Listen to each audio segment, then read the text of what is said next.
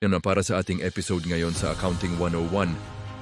Pag-uusapan natin ang isa sa pinakadelikadong bahagi ng negosyo, ang journal entry. Isang maling entry lang, pwedeng magmukhang kumikita ang negosyo mo kahit nalulugi ka na pala. At kapag mali ang records mo, mali ang decisions mo kasi mali ang tinitingnan mong financial statement. Pag-usapan natin ngayon, ano ba ang journal entry? Ito ang pinakaunang hakbang sa accounting kung saan nire-record ang bawat transaksyon ng negosyo mo. Lahat ng galaw ng pera, papasok man o palabas, dito nagsisimula. Dapat lahat i-record. Bakit mahalaga ang journal entry? Para matrack mo ng tama kung saan napupunta ang pera ng negosyo mo. Para may basehan ang financial reports mo. At para maiwasan ang guesswork o hula-hulang entry sa isang negosyo. Tandaan mo ito. Hindi mo pwedeng i-manage ang isang negosyo na hindi mo naiintindihan ang numbers ng negosyo mo. At nagsisimula ang lahat ng ito sa journal entry. Kahit non-VAT ka, VAT, o zero-rated, kailangan mo pa rin mag-journal entry. Kahit naka-itemized deduction ka o naka-OSD.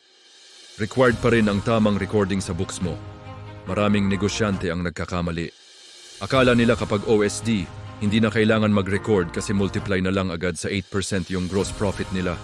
Pero ang ending, nape-penalize sila sa audit ng BIR dahil kulang o mali ang books.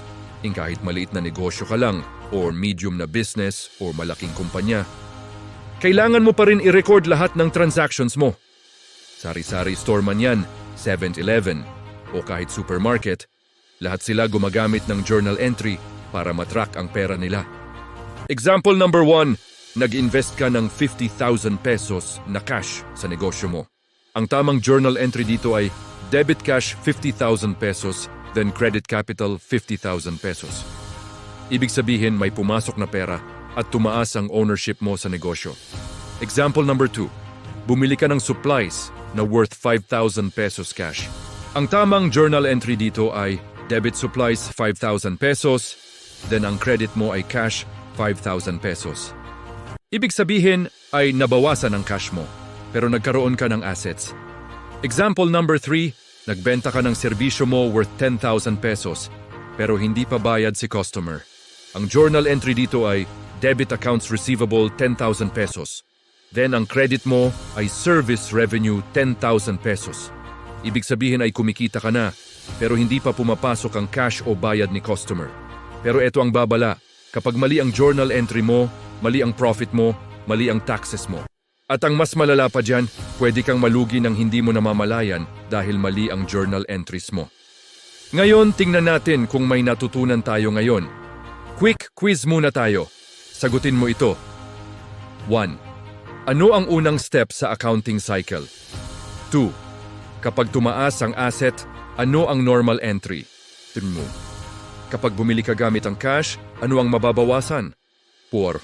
Ang utang ng customer mo ay tinatawag na 1. Go.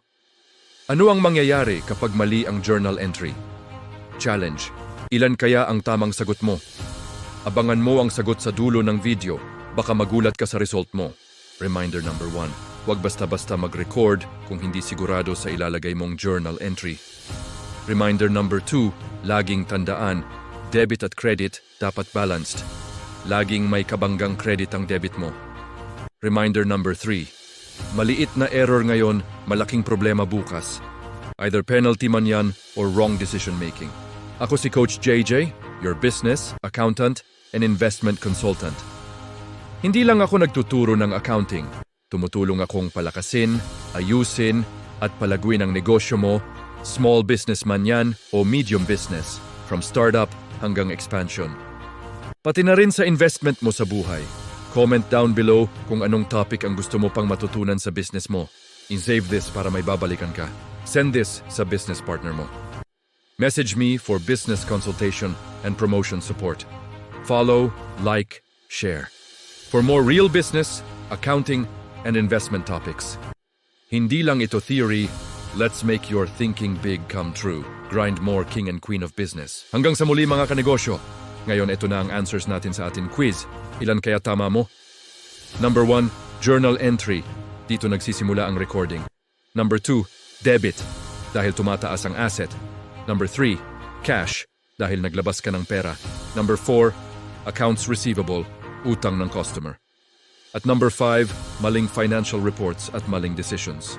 Ready ka na kaya magnegosyo o kailangan mo na ng bookkeeper or accountant? And